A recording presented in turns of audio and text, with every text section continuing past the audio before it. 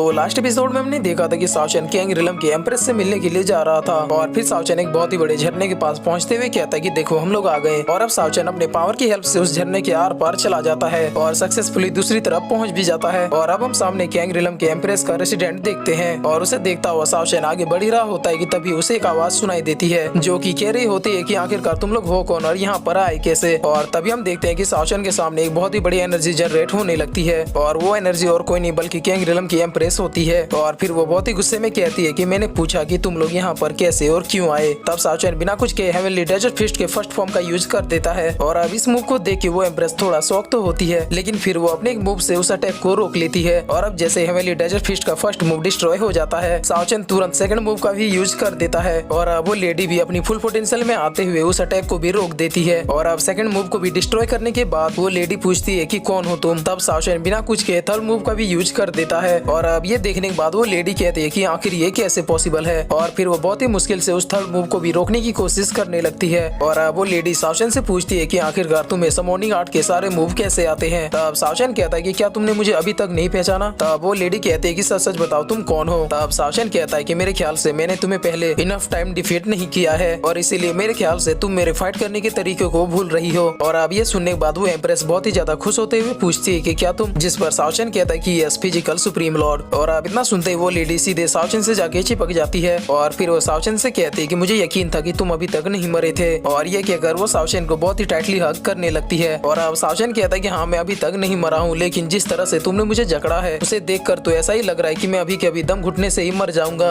और अब ये सब देखने के बाद ब्लैकी साओचन से कहता है कि वाह रे मेरे शेर, पिछले लाइफ में भी तुम्हारा टेस्ट काफी ज्यादा यूनिक था क्योंकि लड़की तो काफी ज्यादा ही संस्कारी है। और अब ये सुनने के बाद साओचन कहता है कि क्या बकवास कर रहे हो। और अब साओचन उस लड़की से कहता है कि गुड गर्ल चलो अब नीचे उतरो और फिर हम लोग अंदर चल के बात करते हैं, जिस पर वो लड़की नीचे उतरने से मना कर देती है। तब साओचन उसे ऐसे ही लेके अंदर चला जाता है और अब अंदर पहुंचने के बाद भी वो लेडी साओचन को छोड़ने का नाम नहीं ले रही थी, जिस पर साओचन कहता है कि क्या तुम मुझे अब छोड़ सकती हो। तब वो लेडी भी सीधे नो कह देती है। तब साओचन भी हार मानते हुए कहता है कि ठीक है तो फिर पकड़े रहो, कितने दिनों तक पकड़ोगी। और अब वो लेडी साओचन से पूछती है कि तुमने ये बुद्धा टेम्पल का रिवाइविंग टेक्निक कब सीखी थी। तब साओचन कहता है कि इस टेक्निक को कुछ गिफ्टेड लोग ही सीख सकते हैं और इसीलिए मुझे इस टेक्निक को सीखने का तो कोई सवाल ही नहीं उठता। तब वो लेडी कहती है कि अगर तुम्हें ये टेक्निक नहीं आता तो फिर तुम दोबारा बचे कैसे। तब साओचन कहता है कि मैं बचा क्योंकि मेरी डेस्टिनी यही है और बिना ल्यूएनफी को मारे मैं मर तो नहीं सकता। और अब साओचन उस लेडी को आज तक क्या क्या हुआ उसके बारे में सब कुछ बताने लगता है। और अब ये सुनने के बाद वो लेडी बहुत ही ज्यादा गुस्से में कहती है कि मुझे यकीन नहीं हो रहा कि मैं वो फर्स्ट पर्सन नहीं हूँ जिसे कि पता है कि तुम जिंदा हो। जिस पर साओचन भी डरते हुए कहता है कि मेरे ख्याल से तुम गलत बातों पे फोकस कर रही हो। अगर मैं जिनू से हेल्प नहीं मांगता तो फिर मैं कैंग रिलम में कैसे आता।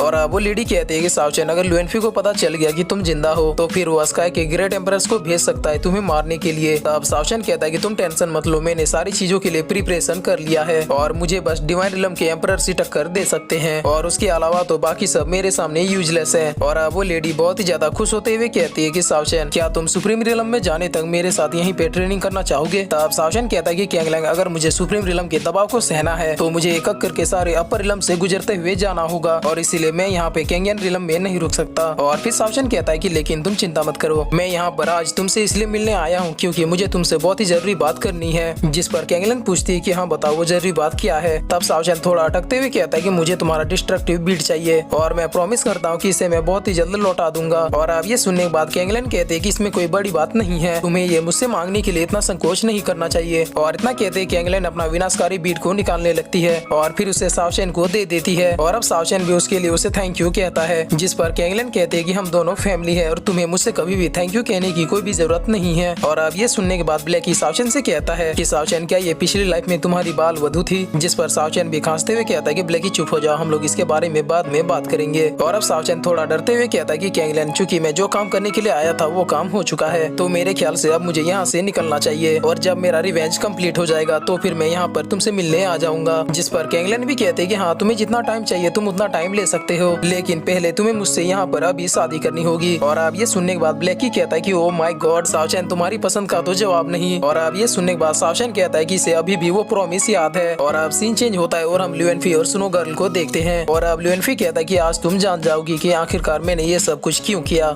जिस पर स्नो गर्ल कहती है कि तुम ये मत समझना कि तुम जो भी बोलोगे मैं उसके ऊपर आंख मूंद के भरोसा कर लूंगी। जिस पर ल्यूएनफी कहता है कि मैं तुम्हें ये सब कुछ बता रहा हूँ क्योंकि आज मुझे ये सब कुछ किसी को बताने का मन किया। जिस पर स्नो गर्ल कहती है कि तुम्हें इतनी ओरिजिनल एक्टिंग करने की कोई भी जरूरत नहीं है, मैं कभी भी पूरी तरीके से तुम्हारे पर भरोसा नहीं कर सकती। जिस पर लुएनफी कहता है कि हाँ मैं जानता हूँ कि मेरे ऊपर भरोसा करना तुम्हारे लिए बहुत ही ज्यादा हार्ड है। तब स्नोगर्ल कहती है कि वो इसलिए क्योंकि आप जिसके ऊपर भरोसा करते हैं अगर वही आपको जिंदगी भर झूठ के साए में रखता है तो फिर ये बहुत ही ज्यादा पेनफुल होता है। जिस पर लुएनफी कहता है कि हाँ तुमने सही कहा, लेकिन ये पेन उतना ज्यादा नहीं होता जितना कि उस पर्सन को धोखा देने में होता है जो कि आपके ऊपर आंख मूंद के भरोसा करता हो। और अब ये सुनने के बाद स्नोगर्ल कहते हैं कि ठीक है तुम बताओ अब तुम आगे क्या करने वाले हो। तब लुएनफी कहता है कि मेरा एक्चुअल प्लान ये है कि अगर मुझे मौका मिलेगा तो मैं उस चीज को जरूर करूंगा। और अब सीन चेंज होता है और हम कैंगलैंड के रेसिडेंट को देखते हैं जहाँ पर कैंगलैंड शादी के कॉस्ट्यूम में पूरी तरीके से सज सवर के तैयार थी और सावचैन उन्हीं कपड़ों में सामने बंधा हुआ था। और इस सिचुएशन पे ब्लैकी लोट लोट के हंस रहा था। और फिर ब्लैकी सावचैन से हंसते हुए कहता है कि सावचैन क्या तुम्हारे पास कोई तरीका है जिससे मैं अपनी हंसी बंद कर पाऊँ। जिस पर सावचैन ब्लैकी से थोड़ा गुस्सा होते हुए कहता है कि ब्लैकी तुम हंसना बंद करो और मेरे लिए कोई रास्ता ढूंढो ताकि जल्द से जल्द हम लोग यहाँ से निकल पाए। तब ब्लैकी भी सिचुएशन का फायदा उठाते हुए कहता है कि सावचैन मैं भला बिछड़े हुए प्रेमियों के बीच में क्या कर सकता हूँ, और जरा देखो इस लेडी को, ये कितनी ज्यादा पावरफुल है और इसीलिए मैं साफ तरीके से अपने दोनों हाथ खड़े कर देता हूँ। और दूसरी बात मैं भला तुम्हारी बाल वधू को कैसे हर्ट कर सकता हूँ। और अब हम देखते हैं कि कैंगलैंड सावचैन को लेकर शादी के मंडप में जाने लगती है। और अब ब्लैकी कहता है कि सावचैन आज नहीं तो कल तुम्हें तो शादी करनी ही थी, तो अच्छा हुआ कि तुम्हारी शादी जल्दी हो रही है क्योंकि अभी सीजन भी चल रहा है। और अब ये सुनने के बाद सावचैन भी थोड़ा गुस्से और फनी स्टाइल में कहता है कि ब्लैकी मुझे तुमसे ये उम्मीद नहीं थी। और अब कैंगलैंड थोड़ा सीरियस होते हुए कहती है कि सावचैन ना जाने मैं इस दिन का कितने सालों से वेट कर रही थी। जिस पर सावचैन कहता है कि कैंगलैंड मुझे जितनी जल्दी हो सके अपने बदले को कंप्लीट करना है, तो क्यों ना हम इन बातों को बाद में करें। और अब ये सुनने के बाद कैंगलैंड बहुत ही ज्यादा एक्साइटेड होते हुए कहती है कि मुझे यकीन नहीं हो रहा कि तुम्हें शादी करने के लिए मुझसे भी जल्दी है। जिस पर सावचैन कहता है कि कैंगलैंड तुम फिर से रॉन्ग मीनिंग पे फोकस कर रही हो। और अब ब्लैकी सावचैन से कहता है कि सावचैन तुम्हें बस शादी ही तो करनी है, उसके बाद तुम्हें ये पूरा का पूरा कैंग रिलम ही दहेज में मिल जाएगा। जिस पर सावचैन कहता है कि मैं भला इससे शादी क्यों करूं, अगर तुम्हें दहेज की इतनी चिंता है तो तुम ही इससे शादी क्यों नहीं कर लेते। जिस पर ब्लैकी भी 1 मिनट के लिए अपने माइंड में सोचता है और फिर वो सोचते हुए कहता है कि नहीं ये तुम्हारा लफड़ा है, तुम ही संभालो। और अब सावचैन कहता है कि कैंगलैंड ये कैसा रहेगा कि अगर तुम मुझे पहले फ्री कर दो और फिर उसके बाद हम दोनों शादी की बातें करें, क्योंकि शादी कोई मजाक नहीं बल्कि 7 जन्मों का रिश्ता है और इसीलिए 7 जन्मों का रिश्ता निभाने के लिए कम से कम 1 साल का टाइम तो लेना ही चाहिए। जिस पर कैंगलैंड भी कहते हैं कि ओके। और अब सावचैन कैंगलैंड के फेस को देखते हुए कहता है कि ये तो अंदर से बहुत ही ज्यादा एंग्री हो चुकी है और अब मेरे ख्याल से मेरे साथ कुछ बुरा होने वाला है। और अब कैंगलैंड बहुत ही ज्यादा गुस्से में कहते हैं कि क्या तुम सच में मुझसे शादी नहीं करना चाहते और बस हमेशा की तरह बहाने बना के तुम मुझसे बच के भागना चाहते हो, या फिर अब तुम किसी और को पसंद करने लगे हो। जिस पर सावचैन कहता है कि तुम मेरे बातों का गलत मतलब समझ रही हो, मैं इन सब चीजों में अभी नहीं पड़ना चाहता क्योंकि अभी मेरा मेन गोल रिवेंज है। और तभी हम देखते हैं कि अचानक आसपास का एरिया हिलने लगता है और अब इसे देखकर किसी को भी कुछ भी समझ में नहीं आता है। और अब ब्लैकी काफी ज्यादा गुस्से में कहता है कि अभी इस टाइम पे किसको मरना था, 5 मिनट बाद आते तो कम से कम शादी हो चुकी होती। और अब कैंगलैंड काफी ज्यादा गुस्से में कहती है कि ये वही है। और अब सावचैन चैन की सांस लेते हुए कहता है कि आखिर कौन है जो मेरे लिए इस टाइम पे देवता बन के आया है। और अब बाहर की तरफ से आवाज आता है कि कैंगलैंड तुम कहाँ हो, देखो मैं वापस आ गया। और फिर वो आदमी कहता है कि मैं इस बार तुमसे नहीं हारूंगा और आज तुम्हें मैं अपनी वाइफ बना के ही रहूंगा। और अब सिचुएशन का फुल फायदा उठाते हुए सावचैन कहता है कि मैं ये सब क्या सुन रहा हूँ। जिस पर कैंगलैंड भी काफी ज्यादा भड़कते हुए कहती है कि तुम अपना मुंह बंद करो, तुम जैसा सोच रहे हो वैसा कुछ भी नहीं है। और अब हम देखते हैं कि एक आदमी वहाँ के सारे सैनिकों को बस खेल खेल में धूल चटा रहा था। और अब कैंगलैंड काफी ज्यादा गुस्से में कहती है कि जूहुआ क्या तुम यहाँ पे आज मरने आई हो, और ये कहकर वो जूहुआ के ऊपर अपने अटैक को कर देती है। जिस पर जूहुआ कहता है कि कैंगलैंड तुम फाइनली मुझसे आज मिलने के लिए बाहर आ ही गई। और फिर वो कैंगलैंड के अटैक को रोकते हुए कहता है कि आज मैं बहुत ही ज्यादा खुश हूँ। जिस पर कैंगलैंड कहती है कि जूहुआ मैंने तुमसे कितनी बार कहा है कि तुम उस लायक नहीं हो कि मैं तुमसे शादी करूँ। जिस पर जूहुआ कहता है कि कैंगलैंड तुमने मुझसे लास्ट टाइम कहा था कि अगर मैंने तुम्हें डिफीट कर दिया तब तुम मेरे रिक्वेस्ट को एक्सेप्ट कर लोगी। और अब ये सुनने के बाद कैंगलैंड काफी ज्यादा गुस्से में कहती है कि तुम अपनी बकवास बंद करो, मुझे बहुत ही अच्छे से याद है कि मैंने ऐसा कुछ भी नहीं कहा था। जिस पर जूहुआ कहता है कि कैंगलैंड तुम तो एक बहुत ही ग्रेट एम्प्रेस हो, तो भला तुम अपनी जबान से कैसे मुकर सकती हो। और फिर जूहुआ कैंगलैंड ने जो उसे कहा था उसे वो याद दिलाने लगता है। और अब जूहुआ की बकवास सुनने के बाद कैंगलैंड को इतना ज्यादा गुस्सा आ जाता है कि वो सीधे एक स्काई लेवल की स्किल को जूहुआ के ऊपर अटैक कर देती है। और अब उस अटैक को देखने के बाद जूहुआ हंसते हुए कहता है कि कैंगलैंड मैं जानता था कि तुम इसी अटैक का यूज करोगी। और अब इतना कहते ही जूहुआ भी अपने एक स्काई लेवल के 2nd क्लास की स्किल को एक्टिव कर देता है जिसका नाम किल द फ्लावर था। और अब हम देखते हैं कि जूहुआ का अटैक चारों तरफ से कैंगलैंड के अटैक को घेर लेता है। और इधर हम देखते हैं कि सावचैन ने किसी तरह से खुद को छुड़ा लिया था। और अब सावचैन कहता है कि ब्लैकी चलो देखते हैं कि आखिरकार बाहर चल क्या रहा है।